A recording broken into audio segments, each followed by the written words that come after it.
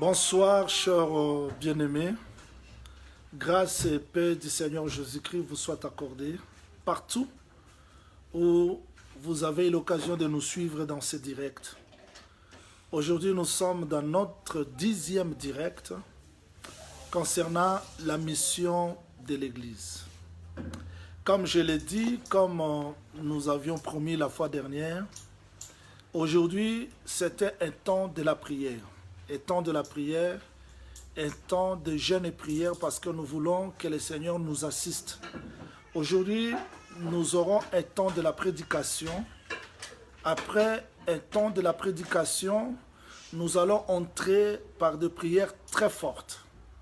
Les prières très fortes, pourquoi? Parce que nous voulons que le Seigneur nous fasse sa grâce. Voilà pourquoi nous attendons vos sujets de prière. Nous avons eu déjà des sujets de prière de plusieurs bien-aimés que nous allons prier ensemble aujourd'hui. Pour question du respect, on va donner seulement les sujets de prière sans citer les noms. Et quand les témoignages viendront, c'est alors qu'on va citer les noms des gens que le Seigneur a visités parce que nous croyons qu'il est derrière sa parole. N'hésitez pas de nous écrire vos sujets de prière parce qu'aujourd'hui, nous aurons beaucoup de temps. Nous aurons 30 minutes de la prière d'ensemble. Je sais que vous avez jeûné ensemble avec moi. Vous avez jeûné ensemble avec les saints dans le monde entier. Dans les 5 continents, nous avions jeûné parce que nous sommes déterminés pour que la grâce du Seigneur nous accompagne, pour que la grâce du Seigneur abonde dans notre vie. Aujourd'hui, nous continuons toujours sur la mission de l'Église. La mission de l'Église. Je lis aujourd'hui quelques textes et nous allons entrer dans la prière. Je suis dans Luc chapitre 4. Luc chapitre 4, je commence la lecture à partir du verset 32. On était frappé de sa doctrine, car il parlait avec autorité. Il se trouvait dans la synagogue un homme qui avait un esprit de démon impie et qui s'écria d'une voix forte: « Ah, qu'y a-t-il entre nous et toi, Jésus de Nazareth? Tu es venu pour nous perdre, je sais que tu es le Saint de Dieu. » Jésus le menaçant, disant: « Tais-toi et sors de cet homme. » Et le démon le jeta au milieu de l'assemblée et sortit de lui sans lui faire aucun mal. Tous furent saisis de stupéfaits et ils se disaient les uns aux autres: « Quelle est cette autorité? » Il commande avec autorité et puissance aux esprits impies et ils sortent. Et sa renommée se répandit dans tous les lieux d'alentour. J'ai commencé par ce verset biblique pour rappeler aux saints, rappeler aux hommes de Dieu l'importance toujours de la mission de l'Église que nous avions commencé depuis la semaine passée. Vous devez retenir une chose qui est très importante. Comme je l'ai dit, j'ai mon stylo, j'attends vos sujets de prière parce que nous allons prier pour les différents cas et nous croyons que Dieu qui exauce les prières des nations, il sera ensemble avec nous parce que les choses que nous prêchons ne viennent pas de nous, mais c'est sa parole. Comme c'est sa parole, Dieu est dans l'obligation de l'accomplir. Vous devez retenir une chose qui est très importante. La mission de l'Église, que nous l'avons dite et nous répétons, ce n'est pas la mission d'un homme, c'est la mission du Seigneur Jésus-Christ. Aujourd'hui, je parle sur la personne du Seigneur Jésus-Christ, le propriétaire de la mission. Remarquez comment est-ce que Jésus-Christ a travaillé. 1. Quand vous prenez les textes de Matthieu, les livres de Matthieu, les livres de Luc, partout, vous allez voir qu'on a commencé par parler de l'origine de Jésus. Tantôt par la généalogie, tantôt par le commencement. Après cela, on parle de la naissance du Seigneur Jésus-Christ. Il faut bien suivre l'ordre là. On a parlé de sa généalogie, parlé de sa naissance, et le témoignage que l'ange était venu faire pour parler de la naissance de celui qui devait délivrer le monde, rétablir le royaume de David. Aussitôt Jésus est né, il a attendu le temps. Dans l'âge de 30 ans, il part chez Jean-Baptiste pour être baptisé. Après le baptême, Jésus entre dans le désert. Il va jeûner 40 jours, 40 nuits. C'est dans le désert qu'il a triomphé. je vais attirer votre attention. Il était dans le désert pendant 40 jours, 40 nuits. Il a jeûné, il priait, et c'est là qu'il a vaincu. Le reste du ministère du Seigneur Jésus-Christ, c'était la victoire qu'il a obtenue dans les moments-là de l'intimité avec le Seigneur. C'est cette victoire-là qui l'accompagnait durant son ministère terrestre.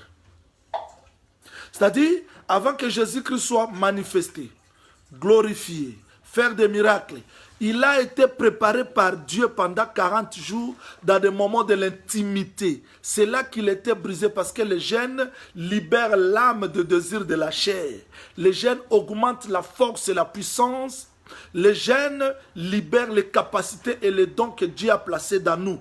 Si vous attendez un prédicateur minimiser la vie de jeûne et de prière, il faut douter de son état d'âme. Parce qu'il ne peut pas être spirituel plus que le Seigneur Jésus-Christ, qui dans Matthieu chapitre 17, je vais le lire parce qu'il faudrait que je vous donne trop de précisions avec les textes.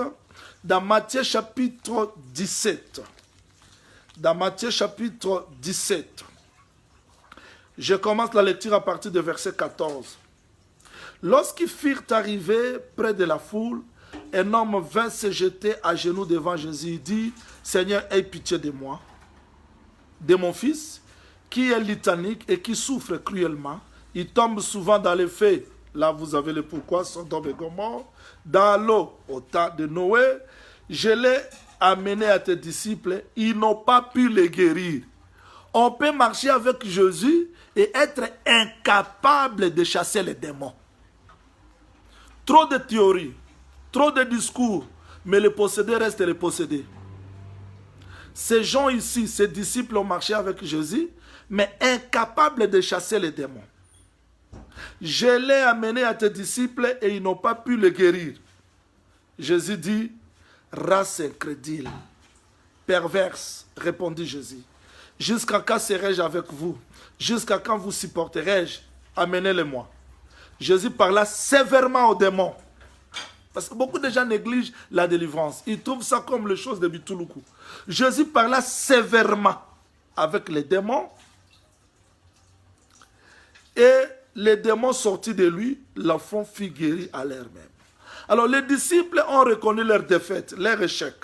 Ils partent vers Jésus pour dire, pourquoi n'avons-nous pas pu chasser ces démons? C'est à cause de votre incrédulité, leur dit Jésus. Je vous le dis en vérité, si vous avez de la foi comme un grain de sénève, vous diriez à cette montagne, transporte-toi d'ici, là, et elle se transporterait. Rien ne vous sera impossible. Mais cette sorte de démon ne sort que par la prière et par les jeûnes. Avant que j'explique les textes de Luc que nous avons lus, je voulais rappeler aux enfants de Dieu, aux hommes de Dieu, l'efficacité des jeûnes et de la prière. Il y a différentes sortes de démons, de mauvais esprits. Mais le maître des esprits, il dit, cette espèce de démon ne sort que par des jeûnes et des prières. Prière et jeûne.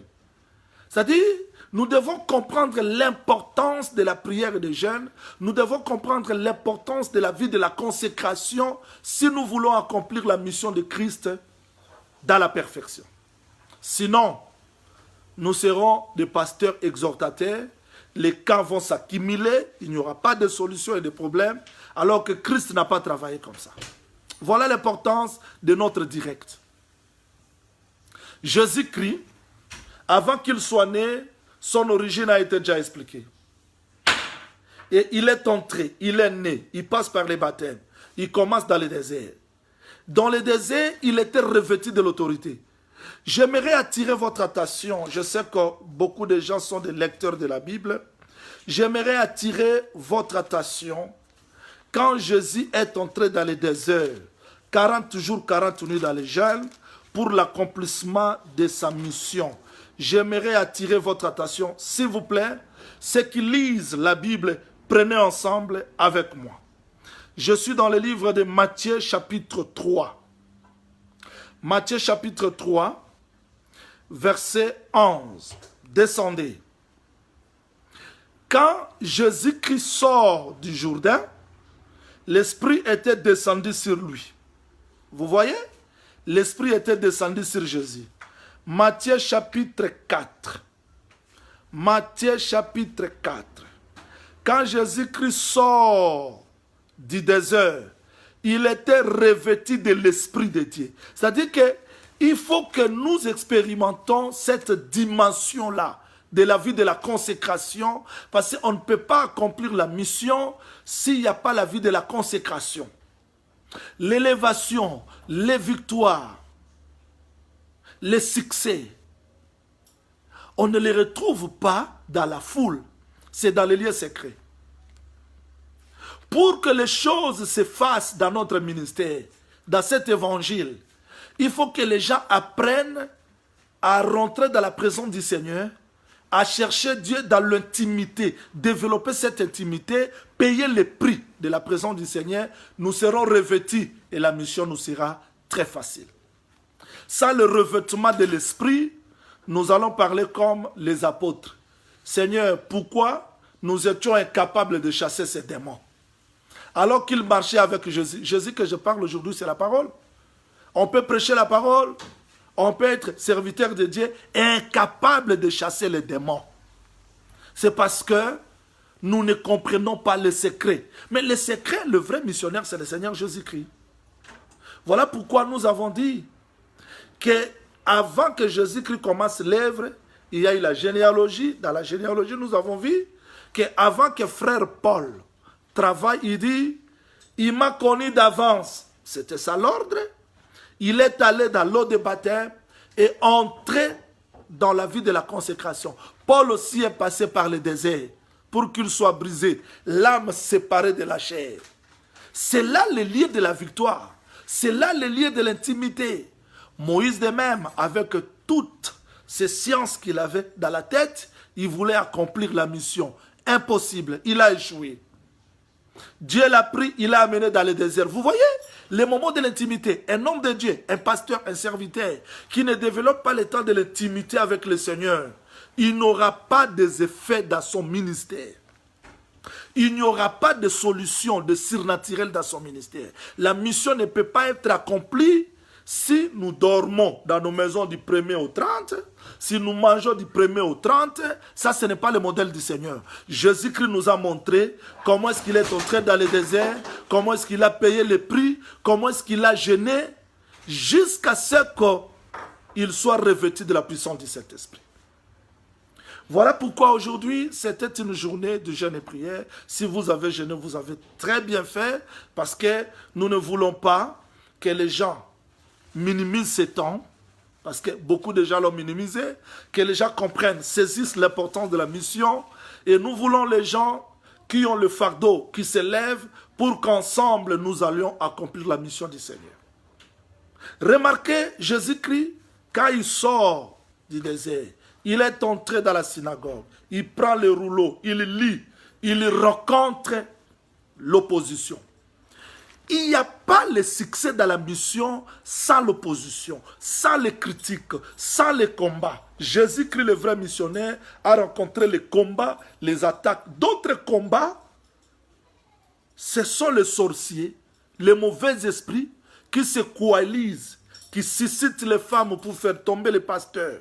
Maintenant, un pasteur qui ne passe pas le temps de l'intimité avec le Seigneur, il tombera aujourd'hui, il tombera demain, et l'évangile sera calomnié, blasphémé à cause de sa vie. Il faut s'attendre à des combats dans la mission.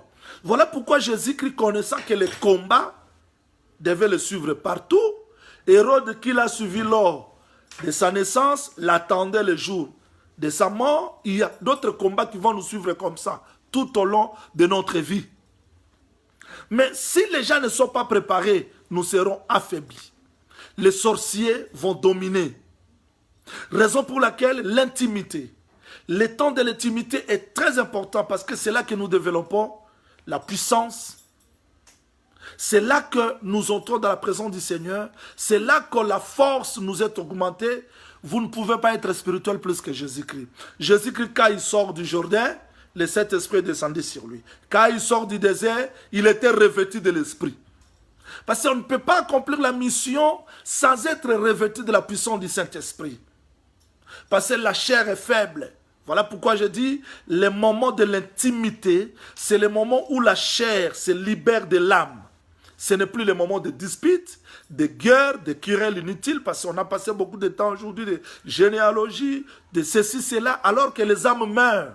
Le moment est venu où les hommes de Dieu doivent s'élever, comprendre la mission que Dieu nous a donnée, chercher l'intimité avec le Seigneur, rester dans la présence du Seigneur parce que les gens ont des problèmes, ont des difficultés. Le message ne doit pas rester seulement le pourquoi, le où. Il faut que ces messages touchent le cœur des gens, que les gens qui étaient destinés à la mort par les sorciers, qu'ils soient délivrés, que les gens qui avaient des maladies démoniaques, sorcellerie, qu'ils soient délivrés. Et Dieu doit le faire à travers vous. Voilà le pourquoi de notre direct. C'est pour soulever ces soucis dans le cœur des gens. Ce n'est plus le temps de se tirailler, de faire trop de querelles. Il faudrait que les gens s'élèvent. Il faut que les gens s'élèvent. Il faut que les gens s'élèvent pour que le ministère soit accompli dans la perfection. Maintenant, Jésus entre quand on l'a chassé.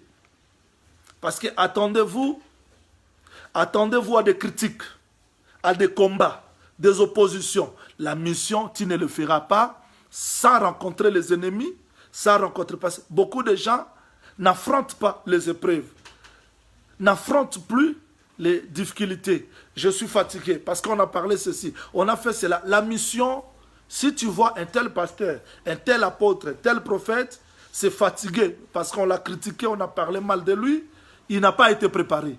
Il faut être préparé pour affronter les épreuves parce que toutes ces querelles-là, ces découragements, peut-être ce sont des sorciers, des mauvais esprits. Donc vous devez être préparé par des prières, par des jeûnes, par la consécration pour réussir la mission.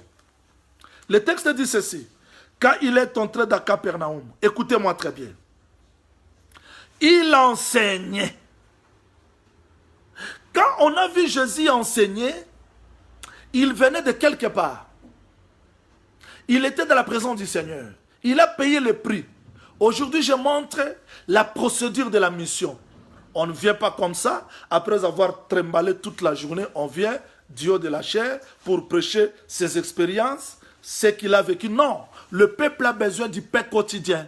Il a besoin de palper Dieu parce que Dieu n'est pas l'expérience seulement du passé, mais Dieu c'est le quotidien. Jésus, après avoir passé beaucoup de temps dans la présence de Dieu, il a enseigné les jours du sabbat. Voilà le résultat. On était frappé de sa doctrine. On a fait des enseignements aujourd'hui, le monde n'est pas frappé. On a fait des conférences, des émissions, le monde n'est pas frappé. Tout cela c'est parce que la mission n'est pas bien préparée. Le moment est venu où nous devons nous lever. On a prêché par défi.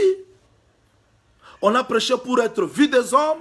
On a fait des missions pour chercher la renommée, l'argent. Cela ne nous aidera pas à accomplir la mission du Seigneur. Le résultat est moins. Jésus-Christ, quand il a prêché, les gens étaient frappés de sa doctrine. Nous avons vu le frère Paul, Pierre. Pierre se lève, il prêche 3000 convertis avec les gens qui l'ont assisté. Paul prêche. Mais aujourd'hui, quel est le résultat de nos enseignements, de nos prédications? Aller dans des églises, des convertis, les gens qui restent avec les problèmes, la haine, difficulté, ça ce n'est pas la mission. Quand Jésus a prêché, les gens étaient frappés de la doctrine et de son autorité.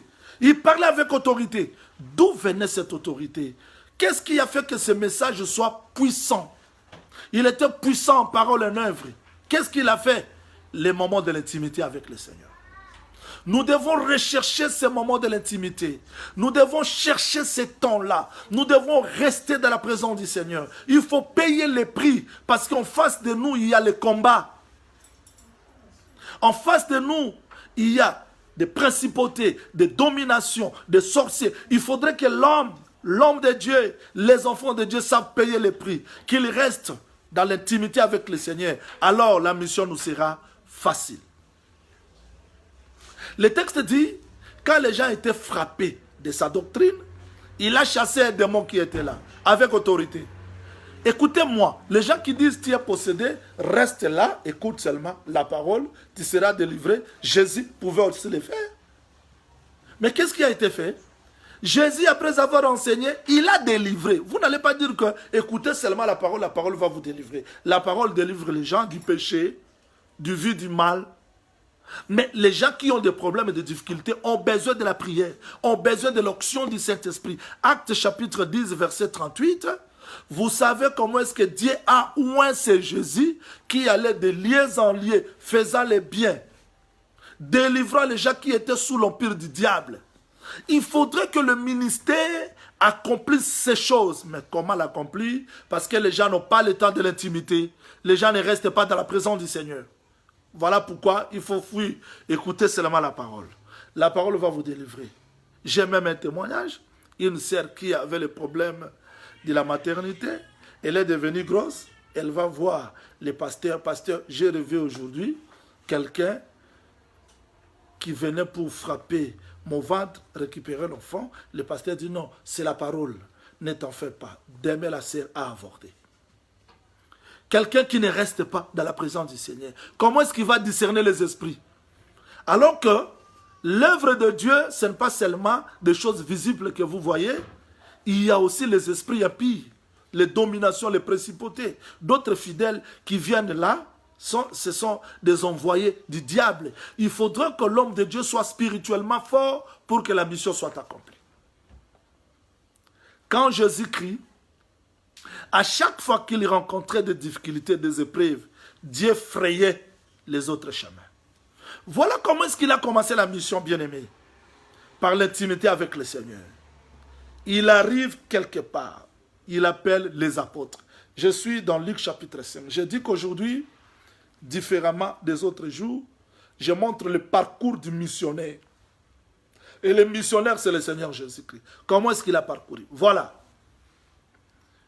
Il arrive, je suis dans Luc chapitre 5. Il arrive auprès du lac de Génézareth. Voilà ce que Christ fait. Il vit, je suis dans le verset 2.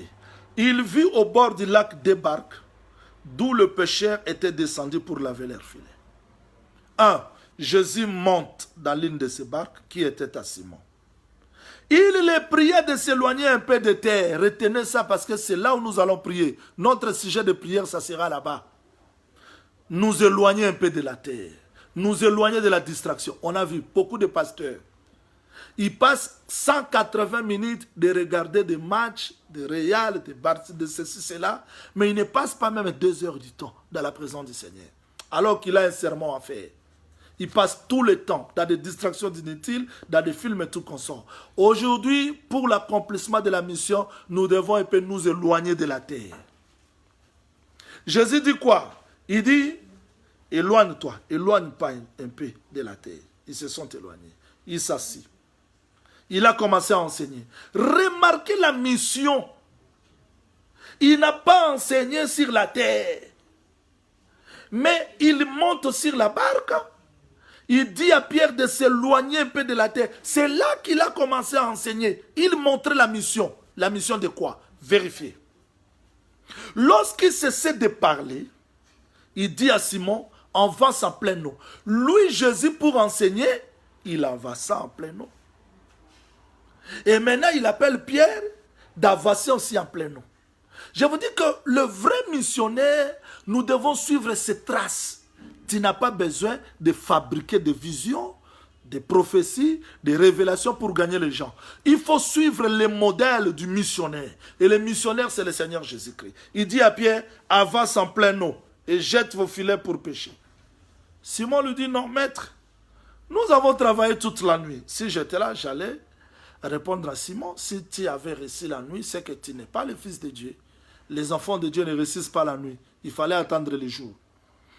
Nous avons travaillé toute la nuit, sans rien prendre, mais sur ta parole, je jetterai le filet. L'ayant jeté, il prit une grande quantité de poissons, et le filet se rompait. Heureusement que le filet ne s'est pas rompu. Ils firent signe à leurs compagnons qui étaient dans l'autre barque. Voilà, on n'accomplit pas la mission seule, on a besoin des autres. Quelle que soit ta grâce, quelle que soit la supériorité que Dieu t'a donnée, quelles que soient tes capacités, tu as besoin toujours de l'autre parce qu'un seul ne peut rien faire. Voilà pourquoi Jésus envoyait 2.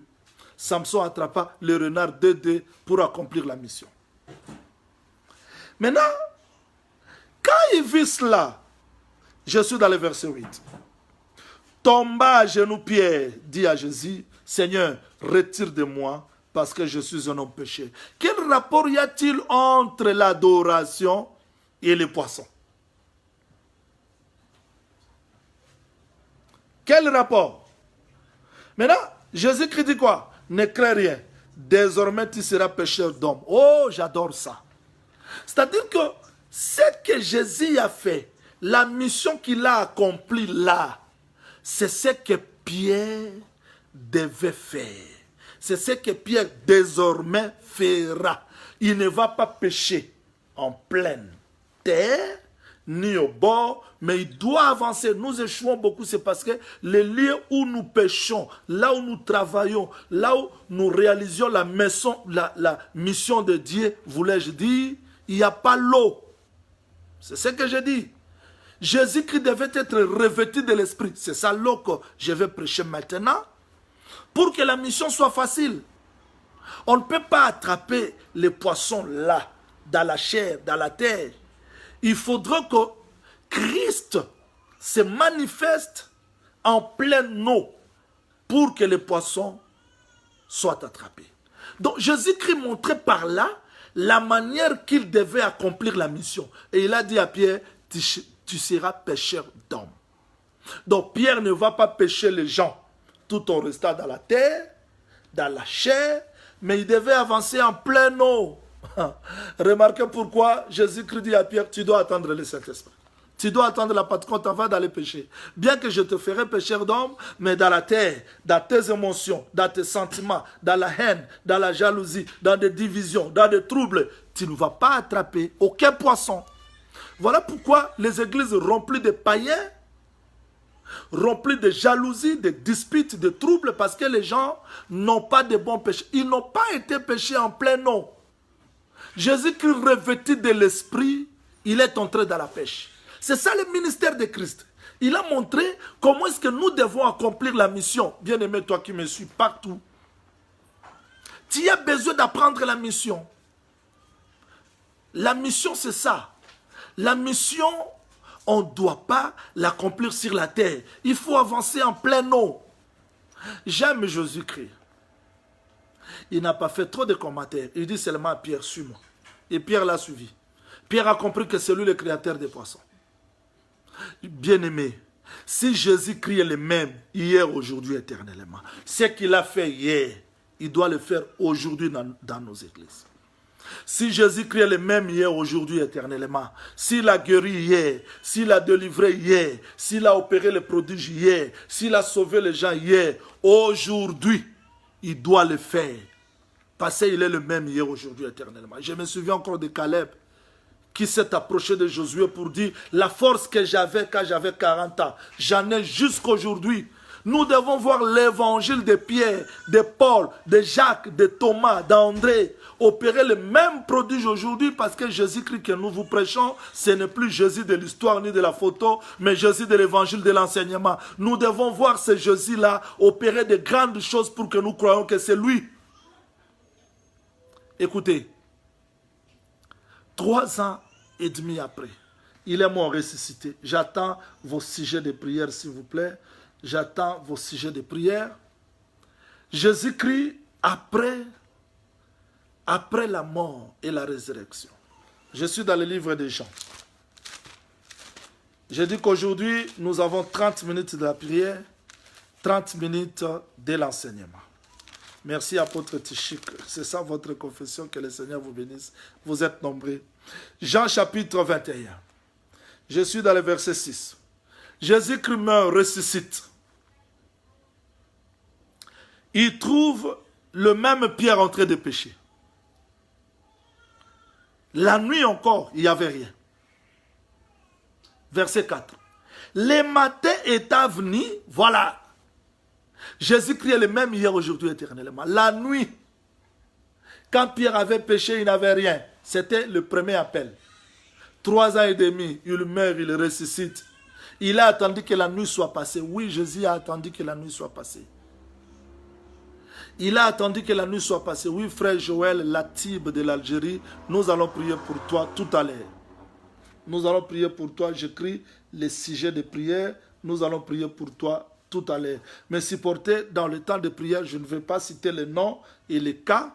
Les noms seront cités quand nous aurons des témoignages. Parce que nous croyons à la prière que nous allons faire tout à l'heure. Le texte dit ceci. Les matins, Jésus étant venu, il trouve les disciples là. Il dit quoi? Enfant, n'avez-vous rien à manger? Ils lui répondirent non. C'est-à-dire qu'ils ont travaillé toute la nuit sans rien trouver. C'est ce que nous avons dit avant que Christ vienne. Tout ce que les gens ont fait là-bas, les âmes n'étaient pas sauvées parce que c'était la nuit. Jusqu'à quand le Seigneur était venu. Quand Jésus arrive, il dit quoi? Il n'a pas fait trop de publicité. Il dit, Pierre, j'étais mort, je suis ressuscité. Non, il n'a pas fait ça. Il dit seulement, jette le filet du côté droit de la barque. C'est-à-dire, au temps de la loi, la droite de Dieu n'avait pas travaillé. La puissance, la force. Mais aujourd'hui, au temps de la grâce, la puissance et la force devaient être travaillées. Souvenez-vous de Exode chapitre 15, quand Israël traverse la mer Rouge, ils ont chanté, ta droite a signalé ta force et ta puissance. Et c'était la nuit qu'ils ont traversé, le matin qu'ils ont chanté. Et Jésus arrive le matin, il dit, jette le filet du côté droit. Quand ils ont jeté le filet, ils ne pouvaient plus le retirer à cause de la grande quantité de poissons. Alléluia. J'aime ça, je dis qu'il est le même hier, aujourd'hui, éternellement. Ce qu'il a fait quand il a rencontré Pierre, il est capable de le faire aujourd'hui parce que c'est lui le vrai Caleb. S'il a guéri hier, il est capable de guérir aujourd'hui. Je dis aux prédicateurs, aux éminents hommes de Dieu, des excellents, que nous avons la grâce, nous avons le ministère, nous avons la parole, mais nous devons ajouter la puissance. Et Dieu doit accompagner sa parole. Cela ne veut pas dire que la puissance n'est pas là. La puissance est là, mais parce qu'on l'a négligée. Et c'est direct, c'est pour rappeler à tout prédicateur de l'évangile, à tout enfant de Dieu, nous devons chercher que Dieu accompagne sa parole dans nos vies. Comme aujourd'hui,